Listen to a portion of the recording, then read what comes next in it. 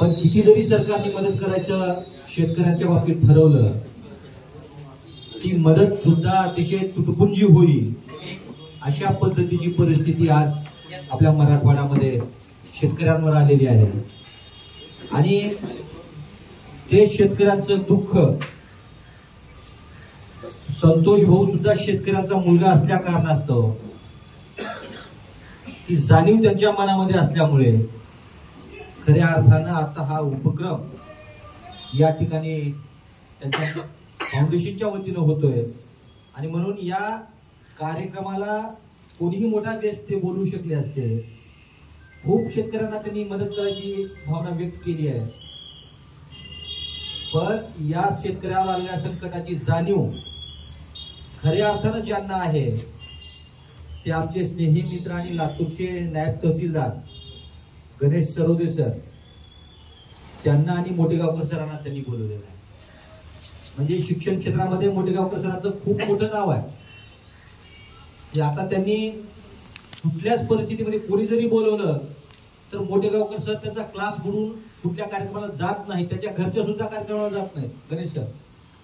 पण केवळ शेतकऱ्यांसाठीचा हा कार्यक्रम आहे. शेतकऱ्यांचा प्रचंड मोठं संकट आहे आणि त्या पवित्र कामाला आपला हात लागतोय ही भावना त्यांच्या मनामध्ये आहे, ही जाणीव त्यांच्या मनामध्ये आहे.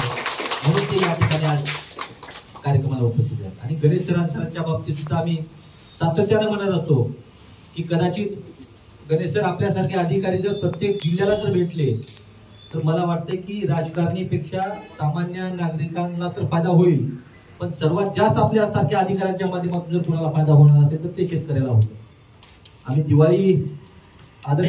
दिवाळीच्या कार्यक्रमाच्या माध्यमातून आम्ही आपल्याला ऐकलो, आपलं काम पाहिलं, आपल्या रंगोत्सवाच्या कार्यक्रमातही आपलं काम पाहिलं की पुण्या पद्धतीनं सामान्य माणसाला, गोरगरीब कुटुंबाला मदत केली पाहिजे. खरं तर शेतकरी, सामान्य नागरिक तहसीलला जर जायचं म्हणाला तर 500-1000ची नोट घेऊन गेल्याशिवाय जाता येत नाही. कोणी घेते की नाही मला त्यामध्ये पडायचं नाही, पण आपल्यासारखा निष्कलंक माणूस, चारित्र्य संपन्न माणूस, शेतकऱ्यांबद्दलची, सामान्य माणसाबद्दलची जाणीव असणारा माणूस, तशा पद्धतीचा अधिकारी जर प्रत्येक जिल्ह्याला भेटला, प्रत्येक तालुक्याला भेटला तर मला वाटतं शेतकऱ्यावर कुठलंच संकट येणार नाही. कदाचित जरी आलं तर आपल्यासारख्या आधार देणाऱ्या, धीर देणाऱ्या अधिकाऱ्यांच्या माध्यमातून ते संकट सुद्धा अतिशय दूर राहील शेतकऱ्यापासून, म्हणून ते चुकीचं होणार. म्हणून या कार्यक्रमासाठी आपण दोघं जण उपस्थित आहात. आमच्या आदर्श मैत्री फाउंडेशनच्या संतोष भाऊच्या वतीनं तर आभार मानतो, आमच्या मित्र परिवाराच्या वतीनं आभार मानतो, पण खास करून माझ्या या शेतकरी बांधवांच्या वतीने मी आपल्या दोघांचा आभार मानतो. संतोष भाऊ सातत्यानं या कामामध्ये अग्रेसर. आता संतोष भाऊ, ईश्वर आपल्याला इतकं बळ देऊ. बघा, हे आपण किती जणांना मदत करतो हे महत्वाचं नाही, त्या जाणीवीमध्ये, त्या दुःखामध्ये आपण सहभागी आहात. याच्यापेक्षा मोठं मदत कोणती असू शकते असं मला वाटत. प्रत्येक जण प्रत्येकाच्या कॅपॅसिटीनुसार करत असतो, पण आपण सातत्यानं ते करतात. नाटक हे एक वेळेस 2 वेळेस करता येतं, पण एकच नाटक तुम्हाला जर 100 वेळेस करायचं असेल तर ते करता येत नाही. म्हणजे गेली कित्येक वर्षापासून त्याची दिवाळी, जर आपण शेतकरी आहात, त्याची दरवर्षीची दिवाळी, ज्या लोकांना मतदान काय माहिती नाही, त्याचं मतदान कार्ड नाही, त्याचं राशन कार्ड नाही, त्यांना दिवाळी काय माहिती नाही. आपल्याला खोटं वाटेल, दिवाळी म्हणजे काय असते, अभ्यंगस्नान म्हणजे काय असतो, दिवाळीचा पाडवा म्हणजे काय असतं, ज्या लोकांना माहिती नाही त्या लोकांसोबत संतोष भाऊ गेली 10 वर्षापासून दिवाळी साजरी करतात म्हणजे नुसतीच नाही. एका परिवाराला कमीत कमी 5000 रुपयाचं किट दिवाळीचं त्यांच्या घरी जाऊन, आम्ही सगळेच मित्र परिवार त्यांच्या घरी जाऊन त्यांच्या सोबत आम्ही दिवाळी साजरी करतो. दिवाळीचा पहिला पाडवा. आणि इतकं मोठं पवित्र काम संतोष भाऊ आदर्श मैत्री फाउंडेशनच्या माध्यमातून करत असतात. जिथं कुठं गरज वाटेल संतोष भाऊ, आपण सगळेजण शेतकऱ्यांच्या पाठीमागे खंबीर उभं टाकलेलेच आहोत, अजूनही टाकून.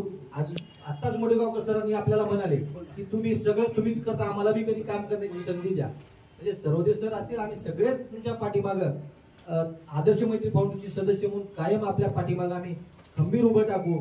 शेतकऱ्यांच्या या काळामध्ये शेतकऱ्यांनाही मी आश्वस्त करू इच्छितो, नक्कीच ही मदत तुमची कुठलीच उपजीविका फारशी मोठी भागू शकत नाही, पण एक आपल्याला आधार देण्याचं काम, एक थोडंसं आपल्याला आपल्या दुःखामध्ये आम्ही सहभागी होण्याचं काम या माध्यमातून आम्ही करत आहोत.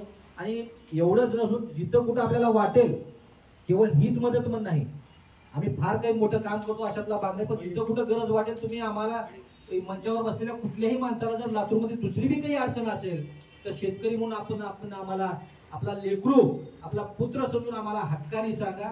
तुमच्या हाकेला या मंचावरचा प्रत्येक व्यक्ती तुमचा मुलगा म्हणून तुमच्या 100% पाऊल पुढे असेल एवढं अभिवचन या निमित्तानं देतो. आमचे सीतम भाऊ असतील, आमचे शशी भाऊ असतील, पत्रकार म्हणून या ठिकाणी उपस्थित आहेत. मी त्यांनाही विनंती करतो की अशा सामाजिक कामाला आपण मोठ्या प्रमाणात प्रसिद्धी दिली पाहिजे. आमच्यासाठी नाही, संतोष भाऊसाठी नाही, की असे असंख्य हात जर तयार झाले तर त्याचा फायदा अनेक शेतकऱ्यांना होईल. याच्यासाठी एवढंच या निमित्ताने विनंती करतो. वाटपाच्या नंतर किंबहुना वाटपाच्या अगोदरच माझी संतोष भाऊला विनंती आहे की संतोष भाऊ आपण नाही म्हणायचं नाही. आमच्या समस्त शेतकरी बांधवांच्या वतीनं मोठेगाव सर आमच्या सर्व शेतकरी बांधवांच्या वतीनं माझ्या गावचे 2 शेतकरी या ठिकाणी आलेत. माझ्या मतदारसंघात वागनाळवाडीचे येडले म्हणून आहेत. 7 एकरची बनी मोठी त्यांची अतिशय उत्तम सोयाबीन एका रात्रीतून कोण्यातरी समाज घटकांना ती सगळीच्या सगळी बनी जाऊन टाकली. म्हणजे एवढं दुःख वाटलं, कदाचित आमच्या डोळ्यात पाणी होतं ते बघत असताना 4 दिवस ती बनी जळाली. एवढं ताकदीचं सोयाबीन त्यांच्या शेतातलं कोणीतरी जाळून टाकलं. ती व्यक्ती या ठिकाणी उपस्थित आहे. तुमचा बसवराज या ठिकाणी उपस्थित आहे. रानामध्ये त्याच्या माती राहिली नाही. एवढी भयानक परिस्थिती या मराठवाड्यामध्ये प्रत्येकाची आहे. तेव्हा या शेतकऱ्याच्या दुःखामध्ये संतोष भाऊ आपण सहभागी झालात त्याबद्दल सर्व शेतकरी बांधवांच्या वतीनं आम्ही एक छोटासा सत्कार एक शेतकऱ्यांबद्दल आपली असलेली संवेदना म्हणून आम्ही करतो. मी येडलेंना आणि आमच्या बसवराज यांना विनंती करतो की आपण समोर यावं आणि आपण सर्वांच्या वतीने प्रातिनिधिक स्वरूपात आपण सर्वांनी संतोष भाऊचं स्वागत करावं. धन्यवाद.